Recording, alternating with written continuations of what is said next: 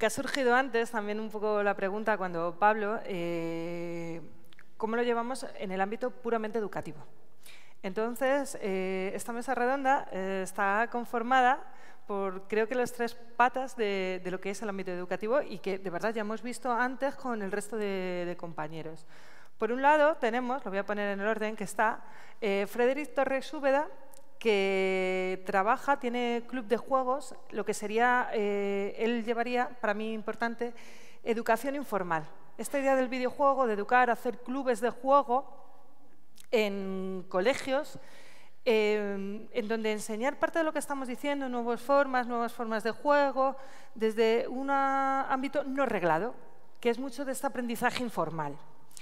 Por su parte, Noemí Blanch, con MyPeone, trabaja en la UOC, Tecnocampus, sí tiene esta idea de educación y videojuegos, pero dentro del ámbito de la educación reglada, que entonces es una forma complementaria de ver estos usos.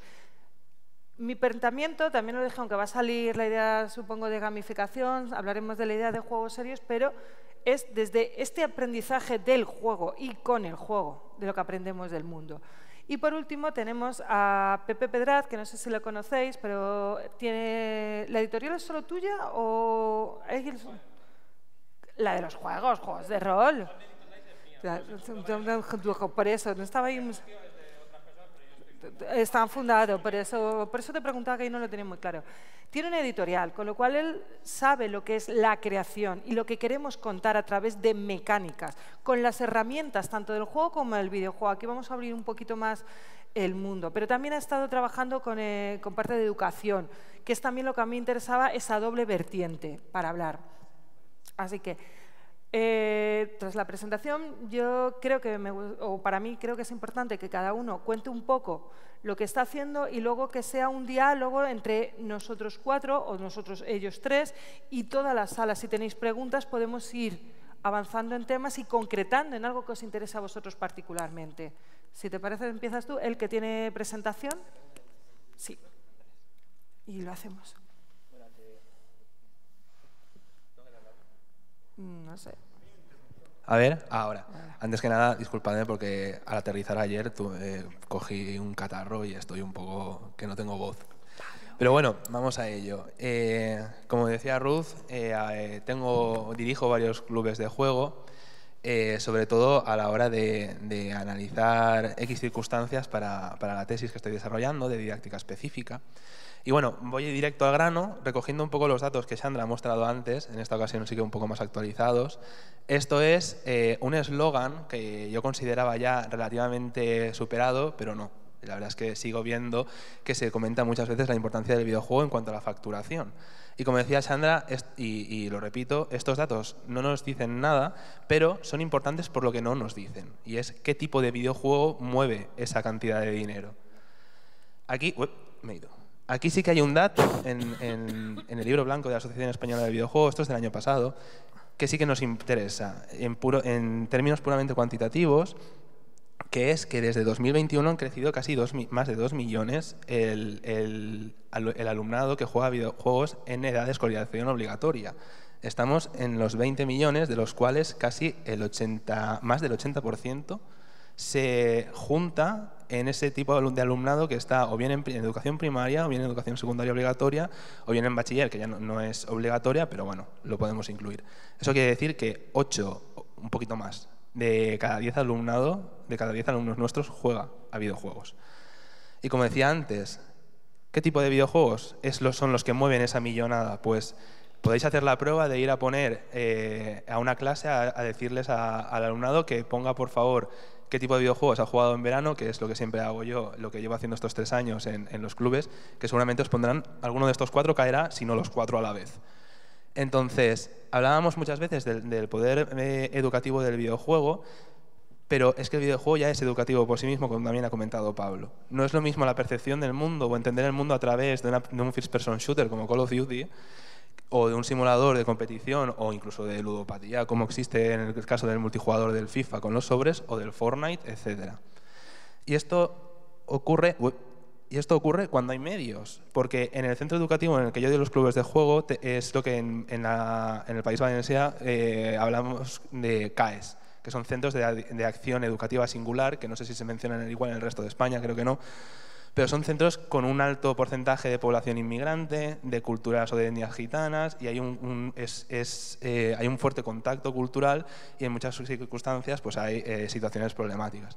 Y como os decía, en el caso de lo anterior, cuando hemos visto los datos es de facturación, o sea, son videojuegos que mueven dinero, pero es que hay una cantidad de videojuegos que son gratuitos que no están ahí representados. Y esto es lo que podemos ver en las tablets de colegios de este estilo. Son videojuegos gratuitos de una calidad poética y narrativa completamente nula y por tanto lo que viene a ser el valor estético y artístico de este tipo de videojuegos son nulos.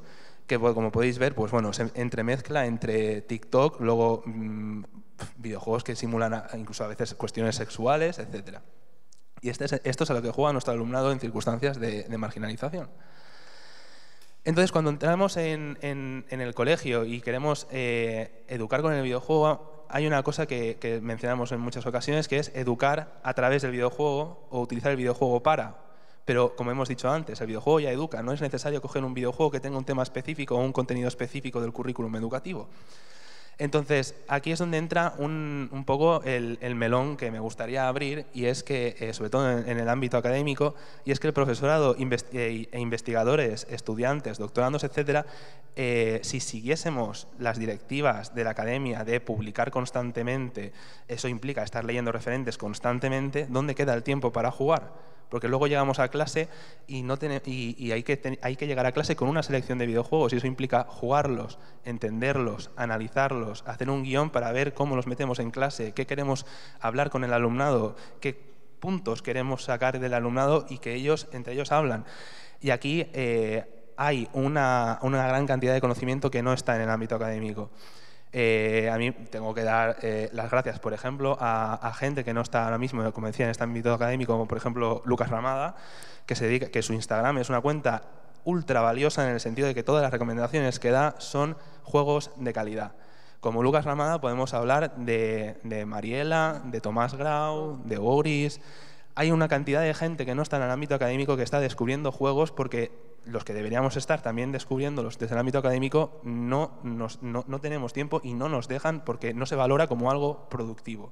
Pero como os he dicho, a la hora de hacer esa selección de videojuegos para meter en clase, requiere muchísimo tiempo que hay que sacrificar de algún lado, porque al final, como también decía Sandra, somos personas. Entonces, claro, y además, luego a la hora de hablar del tiempo que tenemos que emplear, a mí me gusta, bueno, esto ya es una cuestión más de la tesis, pero muchas veces también nos ven al profesorado que viene de la universidad, nos ven como gente que va allí a recoger datos, resultados y se va. Pero no, tenemos un compromiso y es que antes que nada estamos educando y luego estamos investigando.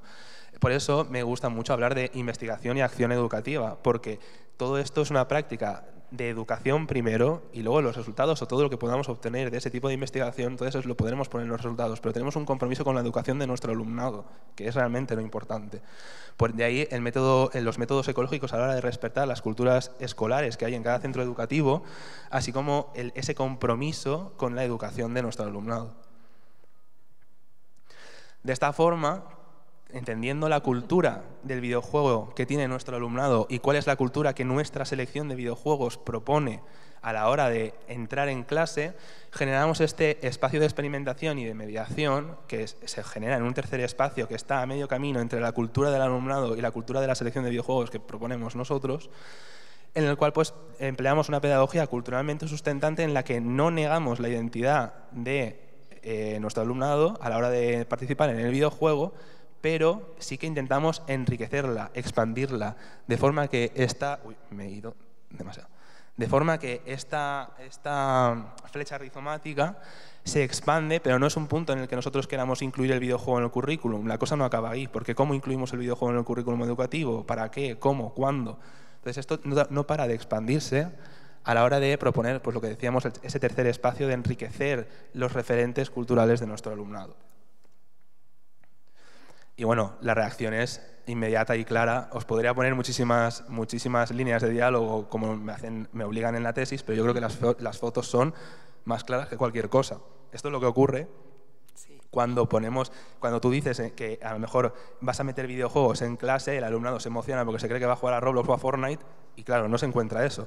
Porque muchas veces también hablamos de los videojuegos como un todo homogéneo, pero no es así. El videojuego, como el cine, tiene géneros, tiene circuitos, etcétera. Entonces, cuando hablamos de dinero, de videojuegos y demás, tenemos que entender que eso lo mueven 4 juegos muy contados y por unas empresas muy concretas. Entonces, la reacción que tiene nuestro alumnado cuando proponemos videojuegos que son realmente independientes y que tienen un valor artístico, pues hay veces que el choque se nota enseguida. Como, por ejemplo, conclusiones como ¿qué tengo que hacer? ¿Qué tengo que hacer? Se estresan, les entra ansiedad. Y luego, por ejemplo, sin embargo, conseguimos que entrasen en la dinámica y al final pues lo valoraron como algo positivo. Porque ellos entienden, al final del curso pasado, a lo mejor no sabrían explicarlo con todas las palabras que ellos querrían, pero sí que entienden que hay otro tipo de videojuegos, hay otra cultura del videojuego y la verdad es que fue una experiencia bastante enriquecedora. Seguramente me estoy dejando algo, pero bueno, por dejar espacio y tiempo. Entonces nada, os dejo aquí algunas conclusiones de lo que pudimos ver. Y nada, eso, muchísimas gracias y de nuevo recordaros que hay muchísimo trabajo ahí fuera de gente que está currándoselo mucho y que se reconoce muy poco y que muchísimas gracias también a esa gente que se lo está currando en ese sentido. Para hilaros a los dos, y ya te dejo hablar, que sois los importantes, al hilo del que ha ido Fred, hay una disonancia, voy a utilizar la nomenclatura que se utiliza en videojuegos, muchas veces entre... Ostras, creí que ya he tirado yo algo. Perdón. Hay una disonancia entre lo que es el mundo académico tal cual, lo que es la universidad, que por ejemplo nos movemos varios de los que estamos aquí o de los ponentes que han hablado, lo que son los colegios en sí y los ritmos y modos de lo que se espera de un lado y otro. Y una de las cosas, yo trabajo en una facultad de educación, por eso este track, por esto traer a estas personas tan maravillosas, es intentar que eso se acerque, porque muchas veces los colegios se sienten que los utilizamos desde la universidad para nuestras cosas, pero luego los abandonamos, no tenemos un trato unido y mucha gente estamos trabajando para que eso no sea así. Ahora doy paso a Minoni. Yo, los melones sobre el extractivismo de datos de la investigación y las dinámicas capitalistas de la academia las dejamos para otro día, porque como nos metamos ahí ya... a ver, yo tantas cosas que... yo hay una parte que entiendo que es la más interesante, que es que yo estoy enseñando a quienes han de diseñar videojuegos en el futuro. Y luego hay una parte que, como coincido con Pepe, se la dejo a él si quiere, que es la parte de enseñar el poder del juego, videojuegos y otros juegos, al profesorado, que ahí como compartimos espacios, se la dejo a Pepe. Luego también todo el tema de Serious Game y, bueno, o sea, todo me ha parecido maravilloso. Me uno a todas las gracias que ha dado Sandra, pero a mí lo de venir después de ella es que es un sí a todo, porque mi área de especialidad actual tiene que ver con el género, que es algo que trabajo mucho. Entonces, pues es curioso porque lo mismo, no lo mismo, pero mucho lo que tú te encuentras en aulas que van a jugar son dinámicas que yo me encuentro en aulas de gente que se supone que juega más porque están estudiando diseño de videojuegos,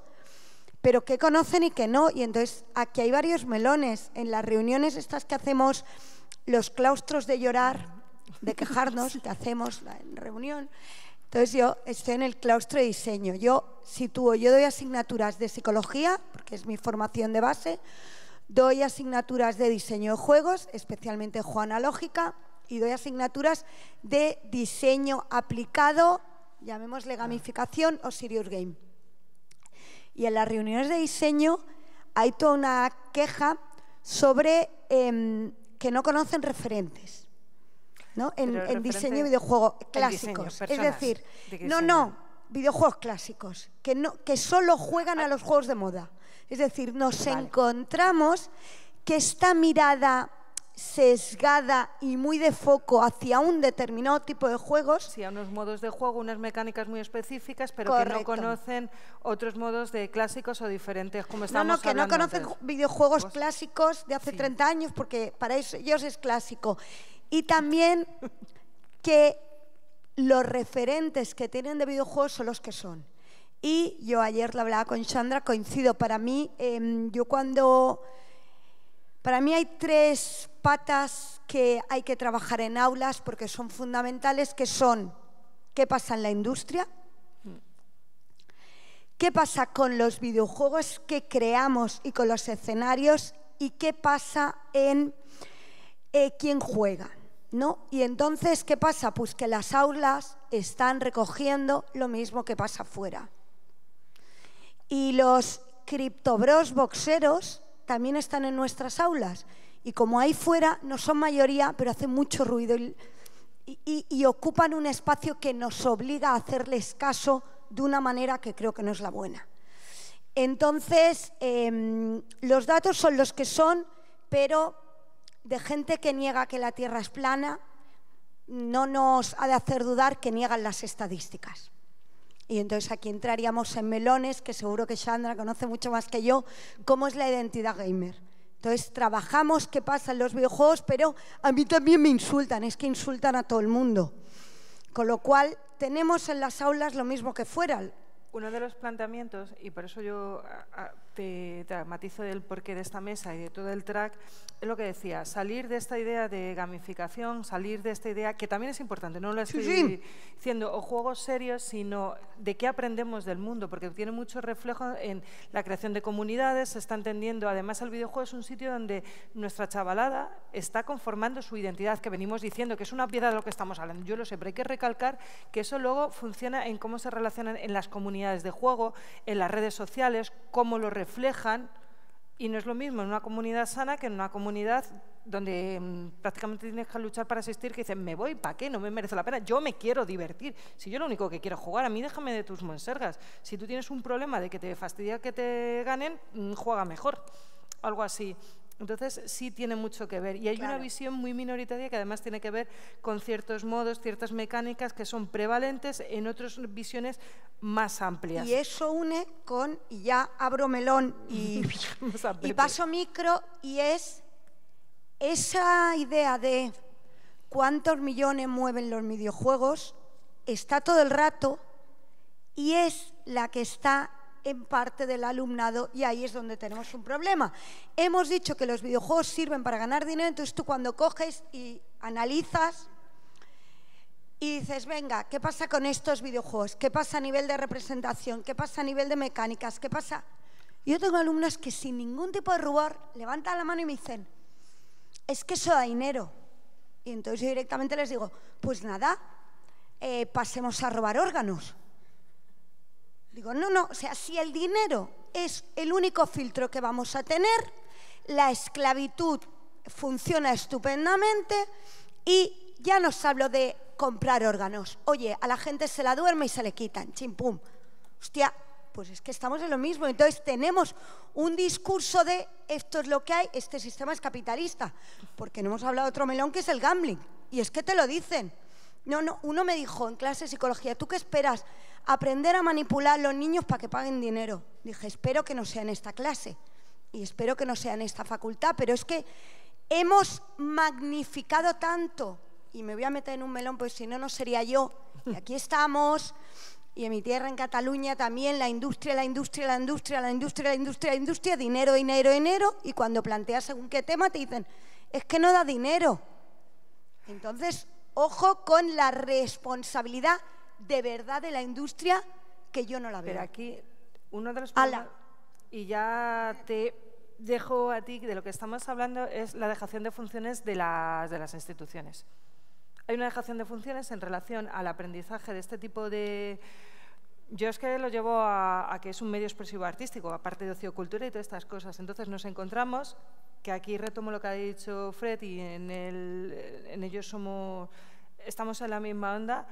No se aprende, o sea, aprendemos de cine, aprendemos de otras cosas, pero no existe nada sobre el videojuego en nada de la educación reglada como objeto de estudio en sí mismo. No nos metemos en estudios de la universidad para crear videojuegos, pero tú te vas, por ejemplo, a un bachillerato artístico o cultura visual y no hay referencias. Nada, no hay referencias, no existe. Eso es la parte que nosotros, por ejemplo, hagamos de que en algún momento, y cuanto antes mejor, en el currículum educativo tiene que estar, por todo lo que estamos hablando, por todo lo que se está tratando, no solo en este track, sino en el resto de tracks, pues no está ni en el bachillerato, en las asignaturas de cultura visual. No está ni siquiera una referencia. Si lo mete el profesor, yo no lo discuto, pero en el currículo oficial no hay nada que tenga que ver con videojuegos e imagen. Videojuegos, juegos, ojo que yo ahí para mí es en paralelo porque yo no puedo separarlos, o sea, he jugado toda mi vida, no lo puedo separar, no hay ni una referencia. Ni una. Y dices, pero si es el ocio, es el medio expresivo con el que están juegos, videojuegos, juegos de rol, yo le toco a todos los palos, entonces tenemos un problema de dejación de funciones. Ahora te dejo a ti que estás en formación también. Yo agradezco que el vídeo lo ponga entre paréntesis, ¿vale? Porque yo soy videojugador de toda la vida, pero a mí algo que me gusta más que los videojuegos, que son los juegos de rol. Me flipan los juegos de rol y sigo jugando a día de hoy, por eso me gusta mucho. Pero hay algo que me gusta más que los videojuegos y que los juegos de rol, que son las dinámicas que se hacen a rol de juego, que lo he dicho antes también, Sandra. Creo que es la magia de los juegos. Y yo, bueno, yo soy profesor de Deusto, de narrativa en videojuegos, y soy director de un posgrado de aprendizajes lúdicos. Que no veas lo que costó llamar al posgrado aprendizajes lúdicos y no llamarle gamificación. Sí. Anda que no costó la de Dios, porque había que poner el nombre de las narices, pero bueno, eso es otro tema. El caso es que yo con los videojuegos, los videojuegos y la educación, yo llevo 10 años de autónomo, más o menos, y tengo una relación complicada, muy complicada. Porque yo empecé, ¿cómo? Pues como no empiezas algo. Cuando tú empiezas a montar en bicicleta, ¿cómo empiezas? Motivadísimo. Vas a tope, voy a hacer un caballito, tal, no sé qué, pero luego te caes y dices, me he caído. Vaya mierda, voy a ir con cuidado. Y empiezas sin cuidado, empiezas sin valiente. Pues a mí con los videojuegos me ha pasado lo mismo. Me ha pasado lo mismo. Yo estudié pues, el típico máster que había por aquel entonces, que desde entonces yo a Noemí la conozco hace muchos años de allí. Y yo estaba pues on fire, estaba a tope, los videojuegos van a salvar la educación de los chavales y tal. No. No. ¿Por qué? Porque todos los papers que leías, todos los artículos no llegan y hay una barrera clara que es la teoría y otra es la práctica. Y una es educación formal, infantil, primaria y secundaria, y otra es educación superior, y son dos barreras. El Serious Game se conoce en la universidad. Tú le dices a un profesor de secundaria, oye, vamos a hablar de Serious Game, y dice, ¿eso qué? No, un juego. Ah, vale, pero será fácil, ¿no? No, espera, que léete este paper de 57 páginas que te va a arreglar la vida, y otro, no va a suceder eso. Entonces, ¿qué hice yo?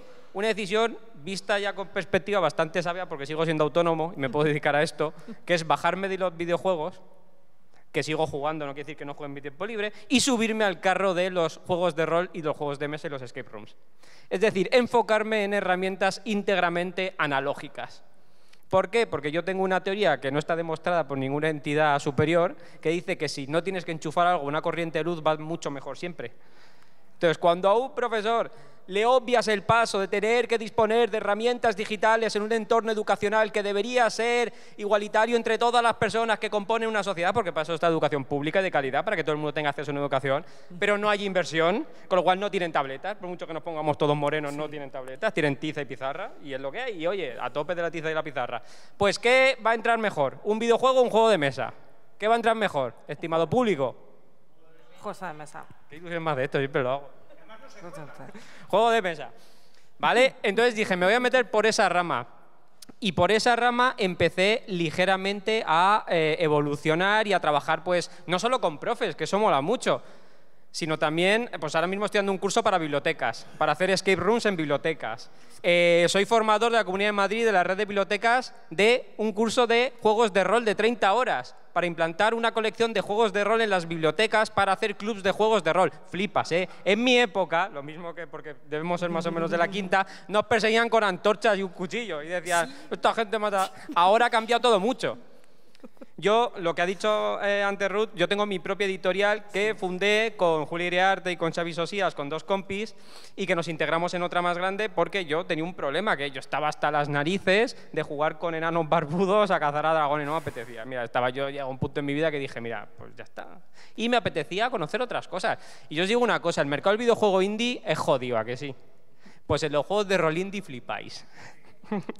Flipáis. Hay un juego de fantasía que se llama Ávidas Espadachinas Sáficas. ¿Lo conocíais? Buenísimo. Bueno, buenísimo. Pues vais a flipar. Si conocéis los juegos de rol indies, vais a flipar en colores. Hacen cosas maravillosas. ¿Sabéis por qué hacen cosas maravillosas? Porque no hay que enchufar ningún cable a la luz. Y entonces el único límite lo tiene la imaginación que tú crees. Y es verdad que la mecánica de un videojuego y la mecánica de un juego de mesa, de un juego de rol, difieren en la calidad de los componentes. Pero es que además yo creo que tiene otra utilidad más positiva que creo, y esto es una opinión totalmente personal y subjetiva, que no representa el conjunto de absolutamente nada, que es que el juego de mesa y el juego de rol y el escape es un primer paso para facilitar la entrada a los videojuegos.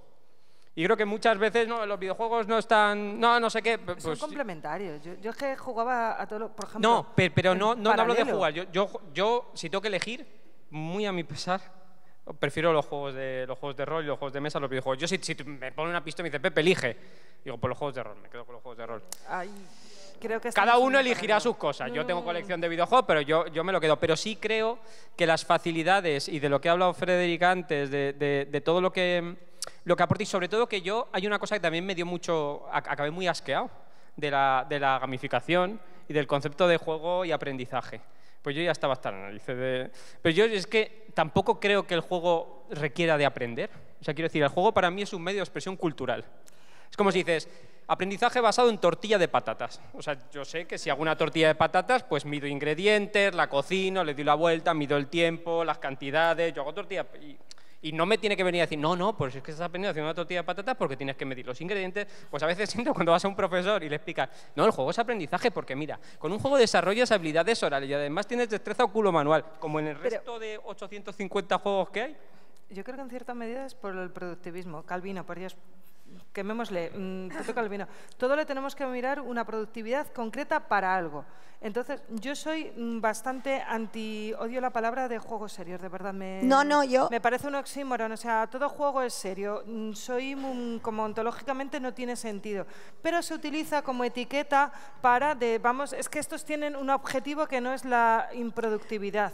De Ruth, juego autotélico. ¿Sabes por qué? O sea, mi teoría, no sabes por qué, no, sí. Tú lo sabes, pero mi teoría es que como no tenemos la gente de los juegos de mesa, porque yo me he puesto iba a decir el barret, el sombrero pero yo enseño a través de, o usando, whatever, los juegos de mesa, pero ¿qué pasa? Que cuando queremos reclamar los juegos de mesa, resulta que no podemos poner la gráfica de los millones de los videojuegos.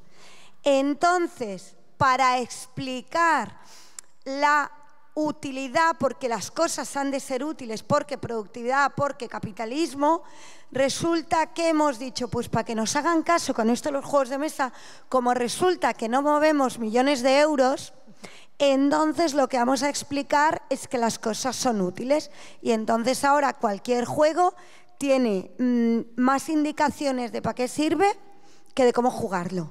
¿Por qué? Porque hemos caído en que el juego, como dice Pepe, podemos hacer aprendizaje basado en cualquier cosa. Pero hemos caído. Entonces yo el otro día creo que hay que no mea culpa y también hay que empezar a plantar cara al capitalismo. Yo casi si empezamos por lo segundo lo prefiero, pero claro, es lo de con la intención de que reconozcan el juego, hemos caído en la trampa de la utilidad del juego.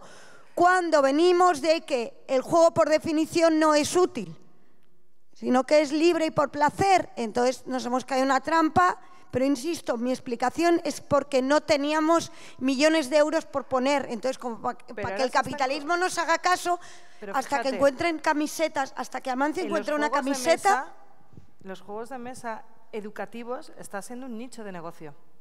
No, pero ahora ya no son los juegos de mesa educativos, es que ahora todos los juegos de mesa ponen para qué son. No te hablo de los juegos de mesa educativos. Pero dándote la razón, pero es que aparte que se están desarrollando juegos para que se compren específicamente para colegios, que además para mí hay algunos, y vamos a obviar nombres, no voy a dar publicidad. No vamos a decir nombres. Que es puro negocio para gente que no tiene formación, pero voy a meter un juego porque queda muy bien. Ojo, uno de los grandes melones de este tema es innovación, tecnología y el tema de la educación, que suele ser utiliza la última app, utiliza el último juego, utiliza la última cosa, pero por utilizarla, no con un fin.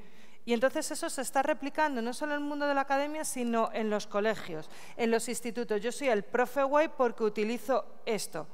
Es que llamarte innovador por copiar a Aristóteles es guay, ¿eh? Sí. O sea, es lo que hemos visto, es que soy un profe innovador porque utilizo el juego. ¿Innovador en qué siglo? Yo quería decir que también parece que estamos cayendo un poco en la dinámica de que una cosa tenga que sustituir a la otra. Y son perfectamente... Claro, no, que, un momento. que no hace falta elegir. De hecho, yo creo que... convencido de que precisamente que conforme está orientado ahora mismo el currículum educativo, de que tiene asignaturas, etcétera, la cuestión sea que el poco rato o la asignatura que tengan, ojalá, en el futuro, dedicada a educación artística, a la cultura visual en la que está en el videojuego, pues sean videojuegos de calidad. ¿Me podríais poner la presentación, por favor? Un momentito. Es que hay una cosa que es importante que me he dejado porque iba un poco a toda leche. Por ejemplo, hay una cosa que ha comentado Pepe que me llama la atención, bueno, varias. Y es que, no sé, en el País Valencià sí que ocurre que hay tablets en todos los centros. En todos. En Madrid Ayuso no ha invertido en eso. No, pero son de Europa, ¿eh? Son ayudas europeas. ¿Qué? Mucha. En el Bartos, perdón. Pues, por alguna circunstancia, Me estoy dejando la voz muy... Se me oye, ¿no? Sí. Que por algún motivo en los centros educativos públicos del País Valencià hay tablets y ordenadores de cuestiones de financiación europea, etc. Entonces, la cuestión es que el alumnado tiene acceso a esas tablets. El alumnado instala videojuegos gratuitos, que es a lo que puede acceder. Y os digo que los videojuegos gratuitos como los Endless Runner y todo esto, si los conocéis, son un auténtico comecocos que está hecho por psicólogos pagados para generar dinámicas adictivas.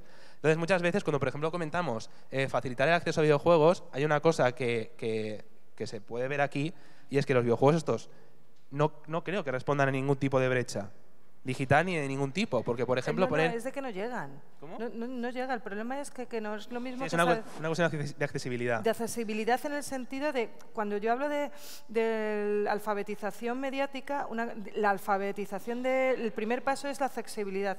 No es solo que puedas jugar, pero el que puedas, a nivel de tengo el cacharro tecnológico necesario o no, el juego tal, sino que tú puedas acceder a conocer todo lo que hay. Y claro, tú eres a nosotros, yo lo digo cuando yo empezaba, no tenía acceso, yo jugaba lo que veía, luego tus amigos, y empiezas a ver luego nichos donde comunidades de que te van abriendo, lo que hemos dicho. O sea, lo que ha dicho Fred, yo la llamo Scully, toda esta gente, Lucas, son gente que te permite abrir esas visiones. Podría haberte metido a ti con lo que es el arte digital, por ejemplo, Luján, lo que nos ha dicho. Y eso es lo que tú vas enriqueciendo y tú también quieres replicar, que otra gente puede hacer, pero es bastante complicado porque, entre otras cosas, no tenemos tiempo para jugar. Una perspectiva de la escuela como medio que garantiza la accesibilidad a la cultura democrática digital. Entonces, eso es lo que abogamos nosotros. Estos juegos, por ejemplo, en el sentido de que Townscaper, por ejemplo, el primero que estoy viendo ahí en una tablet es tocar para poner una casa y mantener pulsado para quitar.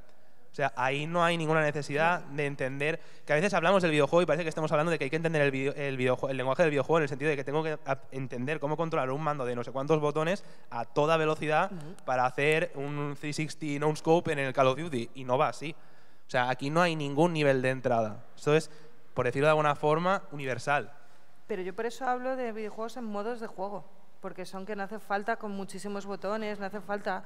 Pero eso también entender que esa forma es un acceso, que no tienes que hay mucha gente que le echa para atrás. Yo lo digo por mi madre, ve los juegos, ve un mando y dice, ¿para qué? Y le coge su nieta y le dice, no mamá, o sea, abuela, es que con esto solo necesitas esto y ya. Claro, entonces... Creo que son... ¿Dónde está el otro? Da igual. Claro. Ya, perdón. Sí. Perdón. Me excuso.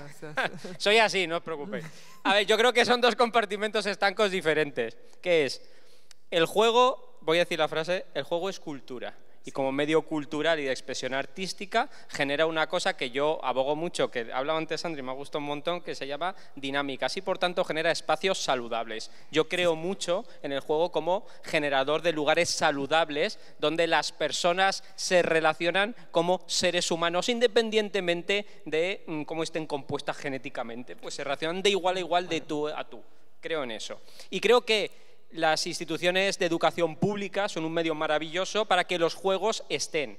Pero no solo en las aulas, sino en las bibliotecas. Sí. No solo en las aulas, sino en los patios. Yo cuando voy a un instituto y crean una ludoteca y me invitan para hacer una jornada de prueba, yo 1000 veces eso me llena más de orgullo que digan, no, pues he usado tal en una clase y ya lo he dejado de usar el resto de mi vida. Hostia, tienes un juego, tienes un conjunto de juegos instaurado en tu día a día y ofreces un ocio alternativo, saludable, de calidad a todos los chavales que no quieren hacer X cosa que también será saludable y alternativa, lo desconozco. Pero por eso yo hablaba de la dejación de las funciones de las instituciones. Están dejando el gran lugar de ocio cultural, de aprendizaje cultural, dejado, porque no es productivo, no sabemos por qué. Yo no sé si es productivo, porque luego llega la otra, ya termino, que es el currículo. Es decir, tú a un profesor le dices, no, porque el juego es cultura y con el juego aprendes. Y concretamente Tunescape a mí me flipa. Concretamente, lo juego en la tele porque es de tirarme boca arriba y decir, voy a construir ciudades, qué bien me lo paso. Pero claro, cuando tú tienes que justificar pedagógicamente a un docente que va a ir el padre, la madre o el Espíritu Santo, tutor legal o tutora legal de ese muchacho que le ha dicho al padre que está construyendo castillos sin hacer mucho y que solo hacen matemáticas por algo en concreto, tú tienes que justificar que está en el currículo porque de alguna manera lo tienes que justificar. Porque luego si no el padre, la madre, el tutor legal va a llamar a inspección. Inspección te va a ir a ver y te va a ir a ver y te va a decir, ¿por qué usted está construyendo castillos y de dónde ha sacado esa tablet? Si no tiene tablet. Pues lo he puesto yo. Entonces yo creo que son dos cosas. Uno es generar espacios saludables, que son los videojuegos, los juegos de mesa, los juegos de rol, nos ayudan. Y para eso, pero no solo la educación, o sea, eso es un error. Yo creo en 3 piezas fundamentales y creo que el juego debería estar en las 3. Sanidad, educación y cultura, representada en bibliotecas y ludotecas. En las 3 creo que en sanidad debería estar presente el juego, porque a veces no sanidad y juego... Bueno, yo tengo 3 carreras. Una de ellas es diploma universitario en enfermería, que también te digo que mi hermana era médico y estudié enfermería. ¿Por qué? Porque era medicina fácil. Entonces yo dije, no quiero estudiar tanto. Y dijo, pues hazte medicina fácil. Y dije, ¿eso existe el modo de bajar la dificultad? Digo, enfermería. Y dije, vale. Y después ya me fui y estudié marketing. Pero, joder, yo cuando fui a un hospital y vi la ludoteca, y vi a Payasos Sin Fronteras en oncología infantil, dije, entendí a Mihai Csikszentmihalyi y la teoría de flujo, entendí muchas cosas. Entendí que el juego no cura, pero hace que el tiempo pase rápido, hace que te evadas y predispone. Y eso no solo vale para tratar la enfermedad, eso vale para fomentar el aprendizaje y la clase no sea un tostón, etcétera, etcétera, etcétera. Y creo que el juego tiene esa propiedad innata, una puerta de entrada a la salubridad y al aprendizaje. No, para retomar la defensa del juego, me uno totalmente, pero lo que decía Ruth es que tenemos a nivel de instituciones el videojuego como negocio, check, funciona, polo digital. Yo soy una experta en meterme en follones de sitios que me llaman, pero da igual. Check. Ahora, ¿qué está pasando con las jornadas lúdicas y con generar espacios para infancia y para adolescencia? Es decir, lo estamos llevando a las aulas, que me parece estupendo, pero luego te dicen vamos a hacer una jornada lúdica y ya no solo no hay dinero, sino que es que se quitan espacios. Entonces, cada vez escuchamos más el discurso capitalista, mercantilista del juego, pero por el otro lado no se está favoreciendo que el juego no capitalista, que se puede justificar crear espacios para la juventud. Fíjate, perdón, al hilo de lo que vas, la mercantilización de todo. Ya en cuántos sitios, yo me acuerdo en Madrid. Yo soy de Madrid y emigré, me he ido a Cuenca. Y me acuerdo de cómo se ha perdido sitios para jugar al fútbol y jugar a los deportes. Tienes que ir a pagar a un polideportivo, si no prácticamente no hay sitios para jugar. Y jugar ya en el amplio espacio. Se nos está acabando un poco el tiempo. ¿Queréis preguntas? Porque yo me acuerdo que tienes que hacerlas. Van antes, Pablo, luego de esto, sí, va por aquí. Por eso lo digo, todo esto es que al final está todo muy interrelacionado. No, para mí no es tan con lo que tú has dicho, porque coincido mucho que las 3 patas son necesarias. Sanidad y lo que has dicho, totalmente de acuerdo.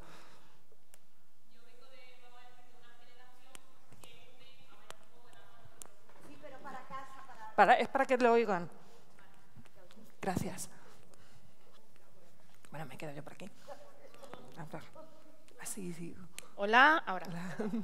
Yo vengo de una generación que, por ejemplo, a mis padres les daba miedo que yo jugase a rol por todo lo que salía en la tele, de que me iba a volver loca, iba a matar gente en la calle. Hemos pasado todos por eso, que hemos jugado al rol. Claro, pero yo, por ejemplo, con 27 años, no pensaba que mis padres iban a tener miedo de eso. Y precisamente ellos vivieron en la etapa de que todo el mundo tenía miedo al rol. Yo viví cuando el asesinato del juego de rol. Claro, entonces Si no, la katana, es que tus katana. padres son deben ser más de mi época y era el asesino de la katana, padre entonces sí. eso marcó una Mi padre- generación. El chaval. Mis padres tienen 54. Pues eso, Es el que asesino de la vivió el katana. asesino de la katana. Claro, ¿qué pasa? Que yo vamos a decir que yo siempre tuve la gran época de estar en la calle todo el santo día y me pilló la época de los juegos justamente en el COVID. En plan, yo empecé a ser gamer literalmente, no me despegó un ordenador, me gusta la informática gracias a eso, entre comillas a mí me ha venido bien, vamos a llamarlo así. Y mi respuesta es, viendo las generaciones, porque yo viendo mi cambio brutal y solo tengo 27 años, de cómo era antes a cómo es ahora. Por ejemplo, yo tengo sobrinos con 8 o 9 años que manejan muchísimo mejor el ordenador que yo con 15 y 16 años. Pero, por ejemplo, nosotros le estamos enseñando con qué tienen que jugar para que vayan aprendiendo con eso. Y yo, por ejemplo, juego mucho con ellos cuando voy porque mis padres no son de aquí. Entonces, ¿creéis que vamos a ponerlo, si la generación de mi hijo o de hijos de mi hijo realmente van a saber cómo jugar y sacar ventaja a un futuro? Porque yo, viendo la educación, mi educación es la misma que tienen mis sobrinos y han pasado 20 años. Y les da igual más o menos, por lo menos aquí, o lo que yo veo aquí. Porque siguen utilizando el de yo a mi sobrino en la tableta sí lo tiene en casa, pero no sabe estudiar y le estamos enseñando a que se pueden hacer apuntes en la tableta, igual que en una libreta. Es que ahí es el melón de los nativos digitales y unas Claro, cosas... pero yo me gusta que son útiles, pero que no se utiliza para estar en la casa y viciado. En el momento que vemos que ya no le puedes quitar la tableta, es como, no, fuera. A ver, Ahí están pero, por ejemplo, los juegos de mesa, yo estoy muy metido en eso y es lo que... Y aquí, por ejemplo, se mueven muchos espacios que por 3 euros la tarde te puedes tirar toda la tarde y tienen espacios de mesa. Que, por ejemplo, el Play Planner lo tienen aquí. Y te ayudan a, si yo no me puedo comprar un juego de 30 euros, lo tienen allí y lo juego con mis amigos. Sí. Aquí ya no tanto. Pero mi pregunta es, ¿creéis que en un futuro, esperemos no muy lejano, podremos llegar a tener, por ejemplo, videojuegos que realmente te ayuden a ayudarte con todo este aspecto de habilidades y eso? Pero es que todos los videojuegos te ayudan. Sí, es Con que... todo Pero me refiero a que sea una asignatura entera, no de me pongo un juego, matemática y un juego. Yo tengo actividades, por ejemplo, que es el de que te va sumando automáticamente, y yo ya sabéis más o menos en cuál, porque a mí me flipan las matemáticas. Y eso realmente, por ejemplo, el cálculo mental te viene muy bien, y ellos se lo toman más como un juego. Pero me refiero, sé que, además lo hablamos ayer, que hay tipos que ya, si tú investigas, te adquieres, pero hay gente que simplemente juega cual loco. A ver, lo quiero pasar y ya. Aquí lo que Son pasa muchas es, cosas las que plantean. aquí viene la cita nuestra, que una cosa es digitalizar la educación. Ponerme un libro de texto en una tablet no es hacer absolutamente nada. Y luego está pensar la educación digital, que es diferente. Entonces, una cosa es lo que te he dicho, poner libros de texto en tablets o utilizar X software para que aprendas mejor. No me meto porque no es donde yo estoy ahora mismo. Pero utilizar un videojuego, por ejemplo, el famoso caso, utilizar Assassin's Creed para enseñar historia, pues bueno, me da un poco igual que me pongas un corto. De hecho, es mejor porque la parafernalia que tienes que tener en un colegio para que funcione eso, además del tiempo, o sea, es una tontería. Es impracticable. Es que es una tontería. Entonces, yo creo que lo que estás comentando tú va por dos sentidos. En el primer sentido, en el que haya un software que sí que tenga en cuenta cómo la digitalidad impacta a la hora de aprender, eso es una cosa, y luego es una asignatura a no aprender con el videojuego, sino aprender el videojuego. O sea, cuál es el sistema simbólico, cómo se expresa, cuál es la narrativa, y ahí entra la mediación.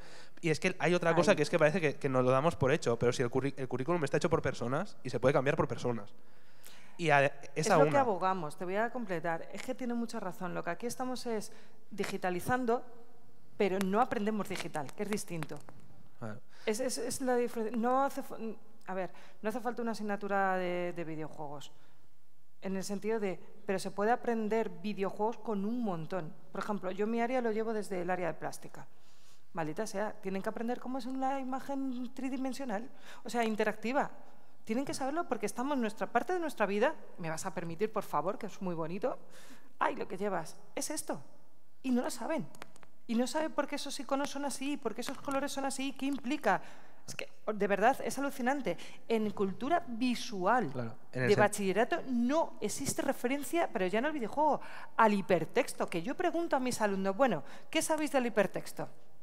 Y me miran y es como, si lo utilicéis todo el día, no te cliques en un sitio y te abre una pantalla. Y dice, sí, pues eso, si es vuestro paradigma, pero o lo cambiamos, que es lo que abogamos mucha gente, de que hay que meter unas podas al actualizar el currículum, o tenemos un problema. Que luego en el currículum educativo se puede hacer ahí... el problema de esto es que ahora mismo, como la institución no lo entiende, aquí tiene que haber una labor de generaciones y generaciones de intentar ir metiendo esto poco a poco. O sea que, claro, tiene que ser de una calidad potente. Entonces, a la hora de entender, en el colegio no es solo donde se da clase, existe la educación informal, pero es que, lo que decía antes, los clubs de mediación que da Lucas Ramada en Barcelona, por ejemplo, dan muchísima más clase que muchísimas asignaturas en el colegio. Por ejemplo, Townscaper, tú lo pones y yo quiero hablar del medio, yo este año estoy hablando de metaficción con la chavalada y tal, pero en Townscaper, por ejemplo, hay un momento que cuando cercas las casas, cuando juntas, haces una comunidad, haces un barrio y sale césped.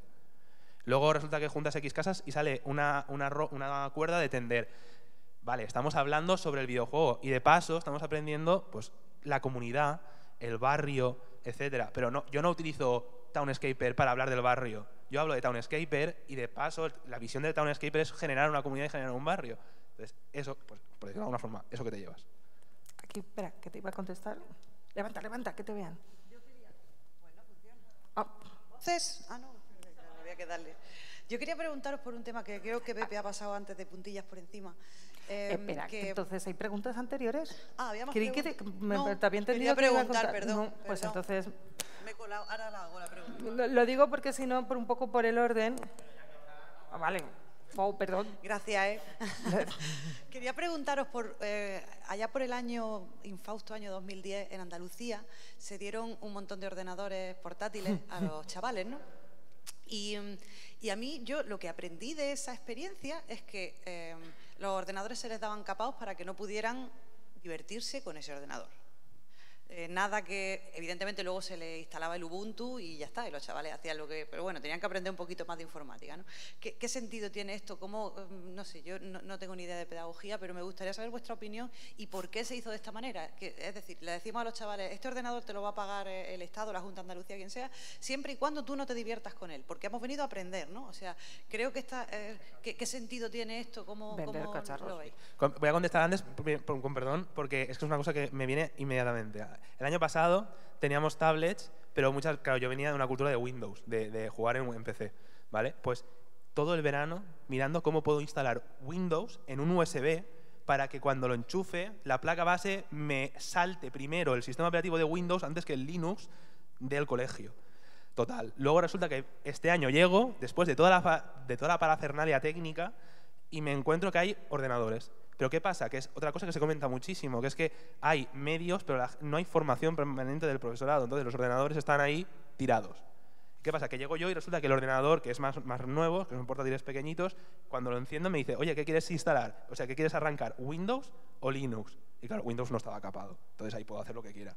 Entre eso e investigar qué tipo de videojuegos tienen el DRM Free, me pongo los juegos que yo he comprado en Steam en un USB, me los llevo y cuando se cierra la sesión de Windows se borra. O sea, cero problemas legales y ya está. Pero claro, esto es una cosa que no se explica, que vas tú por tu cuenta, que no se paga, que luego en el centro educativo entran allí y ven todo el corro, pero se creen que eso ha sido generación espontánea. No, todo el curro de detrás, de todo lo técnico y lo intelectual, o sea, todo.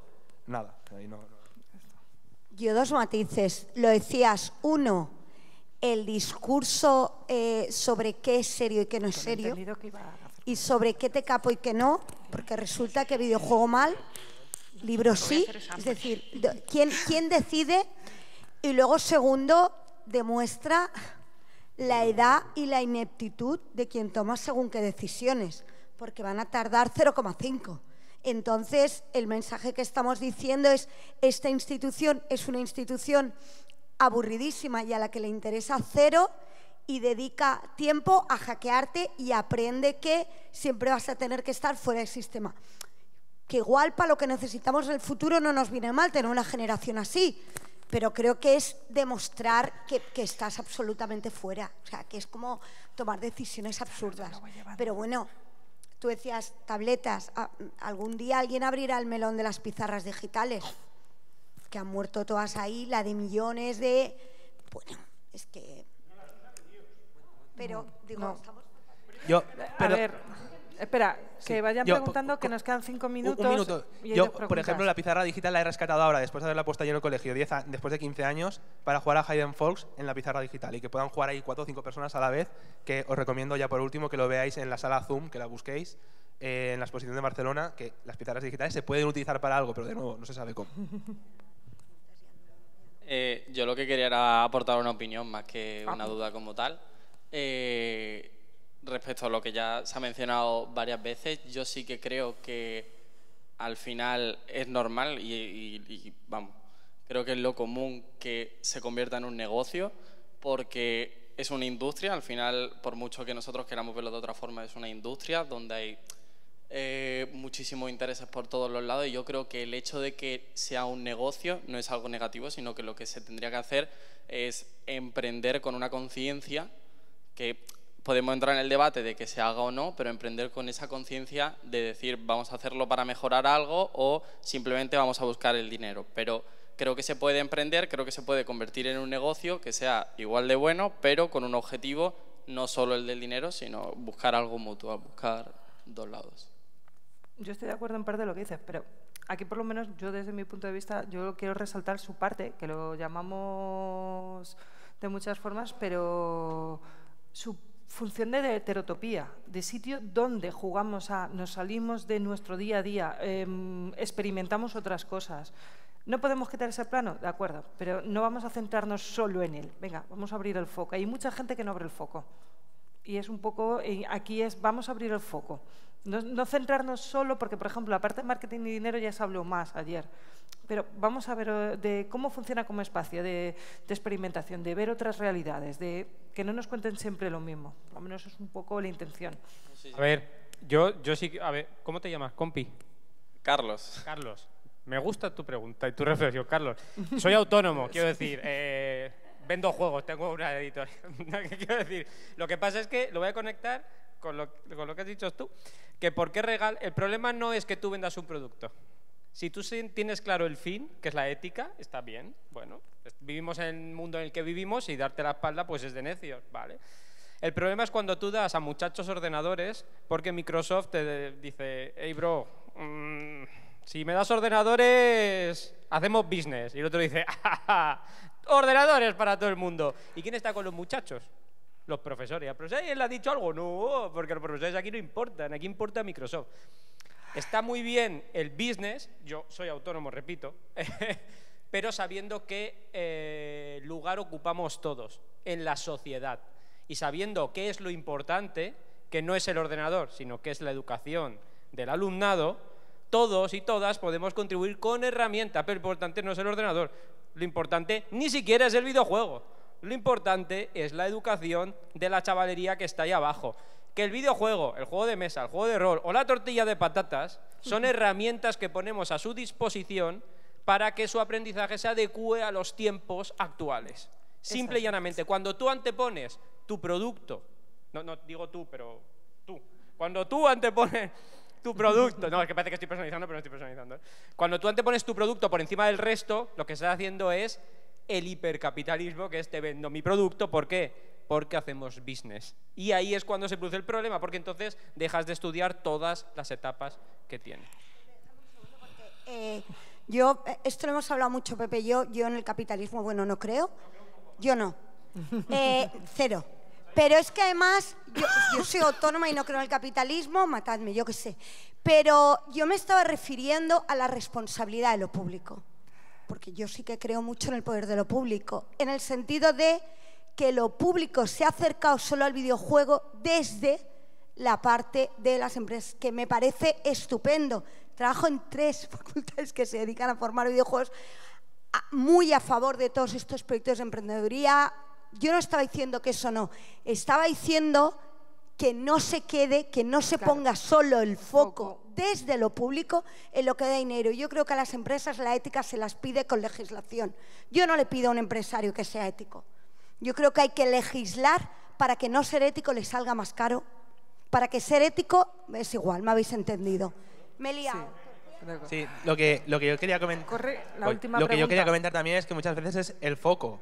Porque, claro, yo he tenido que hablar muy rápido, pero por ejemplo, las escuelas de formación en desarrollo de videojuegos lo están petando y luego lo que vemos es que hay muchísima mafia detrás en eso. Y ahora está un poco pinchando la burbuja. Pero porque todo el mundo se acerca al desarrollo del videojuego desde lo mainstream y desde el AAA. Yo he tenido alumnos que han jugado a Spider-Man 2 y han dicho, guau, me voy a sacar el platino y cuando acabe la ESO me voy a meter en una escuela de desarrollo. Y es como, vale, bueno, no lo sé. Pero es un enfoque, es un enfoque. Pero lo que pasa es que hay mucho enfoque del videojuego en lo industrial, en lo código, en el desarrollo, pero hay muy poco enfoque en la apreciación artística del videojuego. Entonces, mucha gente no se acerca al videojuego para crear algo o expresar algo de forma artística. Se acerca para participar en el AAA mainstream de turno y lo que estamos viendo es que además eso está colapsando. O sea, pero colapsando. Los tiempos de desarrollo de una nueva IP son de 8 años. O sea, el desarrollo de un videojuego mainstream AAA ahora nuevo implica más tiempo de lo que dura una generación de consolas. Es que es insostenible a todos los niveles. Y bueno, hay muchísimos casos ya que se ha repetido, pero bueno, entonces mientras sigamos con este enfoque que tenemos, que la institución pública tiene parte de culpa, seguiremos yendo al pozo, vamos, creo yo. La última pregunta.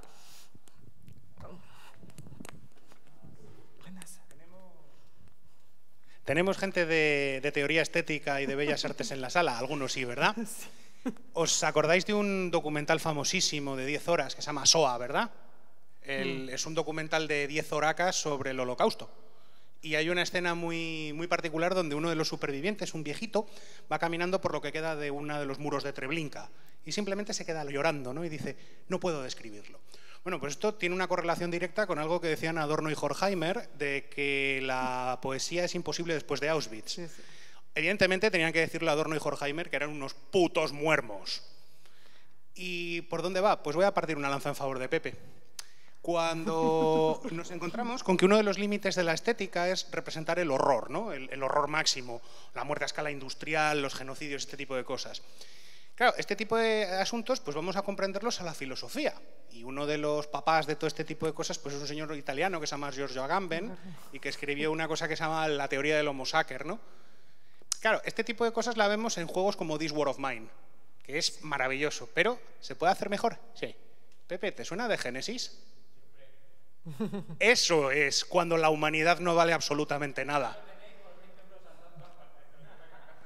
No, el de Génesis... De Génesis te lo puedes bajar gratis ahora mismo. Sí, te puedes bajar de la página los libros en PDF, te lo puedes bajar gratis y son libros de arte de 100 pavos, ¿eh? Quiero decir, una de las razones, aunque solo sea desde el campo de la estética, por las que lo lúdico es absolutamente imprescindible es porque tiene una capacidad de representación absolutamente gigantesca. Es decir, puede llegar a hacer entender lo inentendible, ¿no? Aquello que la gente de artes escénicas o de artes gráficas se ha roto la cabeza los últimos 60 años para decir, ¿y yo cómo cuento esto? Bueno, pues te llega un señor que se llama Marcos Jurjevic y te dice, mira, ¿ves esto de Giorgio Agamben? Pues mira, te lo convierto en juego. La humanidad no vale nada. Empecemos a partir de ahí. Y eso es de Génesis en el fondo. Es decir, todo se ha caído a pedacitos.